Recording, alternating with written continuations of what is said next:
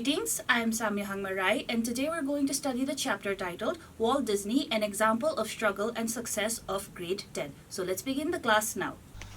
Walt Disney, an example of struggle and success. Whenever you think about great personalities who started from very humble beginnings and achieved extraordinary success, who comes to your mind? Walt Disney's name springs to many people's minds.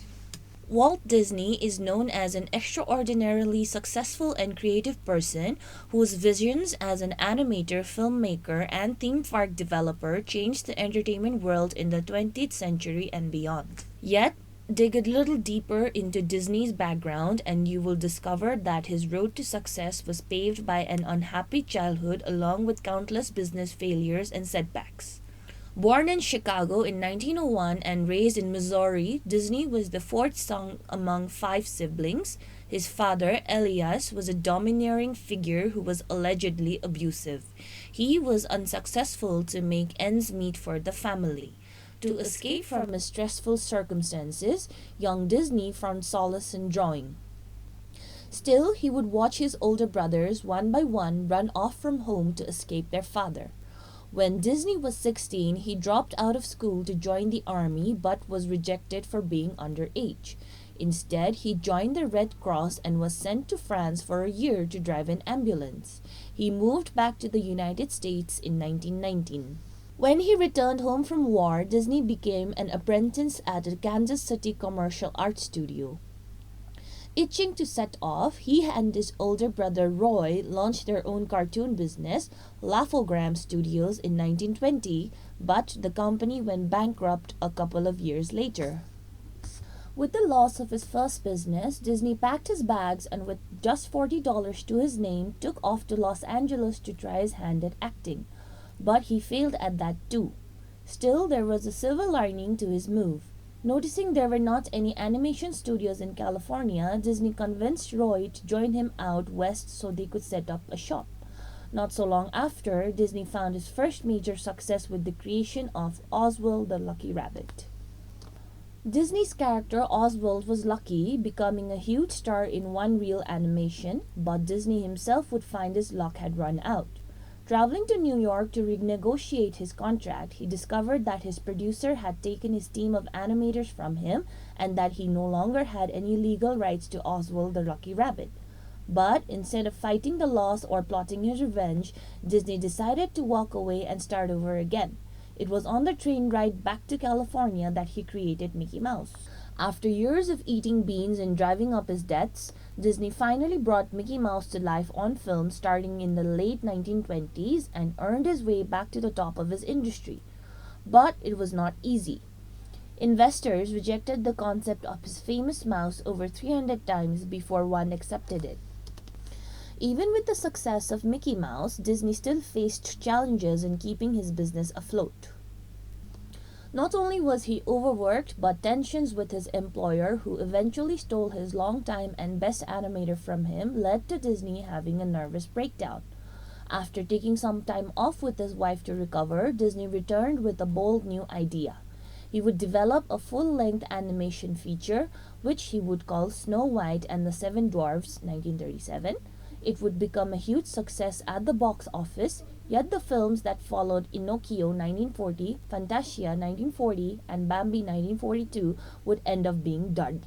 If Disney didn't already have enough burdens to shoulder, one more were on the way. His animators went on strike at the start of World War II and contributed to his mounting debt that ran upwards $4 million. After the war was over, his company was slow to rebuild, but during this time, Disney learned to diversify his business by turning to television, despite pressures from the film studios to stay on the big screen. His gamble paid off. With the success of TV shows like The Mickey Mouse Club and Davy Crockett, Disney was able to harness enough capital to launch his biggest venture yet, Disneyland. Disneyland was opened on July 17, 1995 in Anaheim, California. Like most of Disney's enterprises, it got off to a rocky start. Forced tickets were bringing more visitors than anticipated, adding to a line that trailed 7 miles long. With temperatures soaring up to 100 degrees, the new asphalt was melting women's high heels, drinking fountains were defunct, and some of the rides malfunctioned. Critics called the opening of Disneyland Black Sunday. But as always, Disney's determination and perseverance turned his latest endeavor around.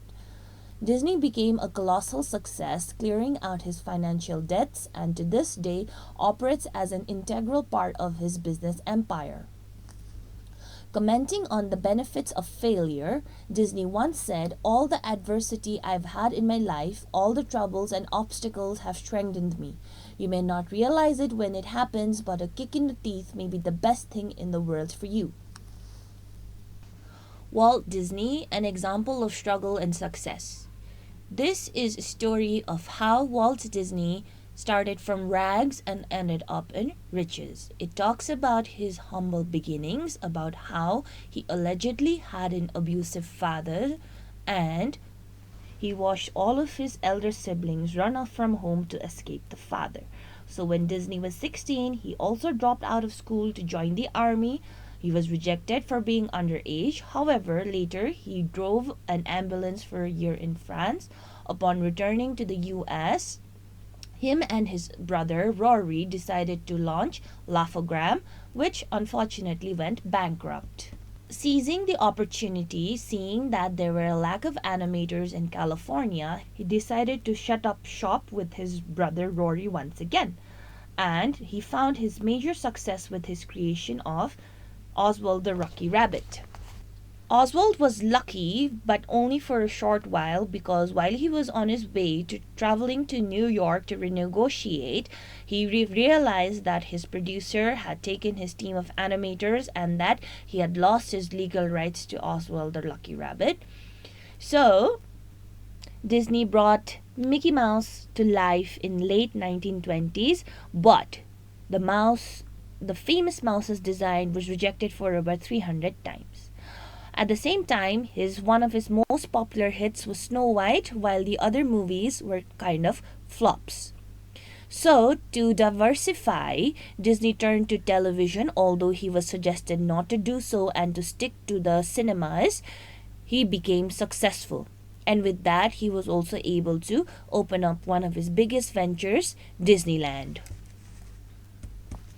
Disneyland, on its very first opening, had multiple issues such as forged tickets, long lines, and extremely hot temperatures. People labeled it as Black Sunday. However, regardless of that, Disney still persevered, and he talks about how it is important to stay focused and to persevere when doing business ventures.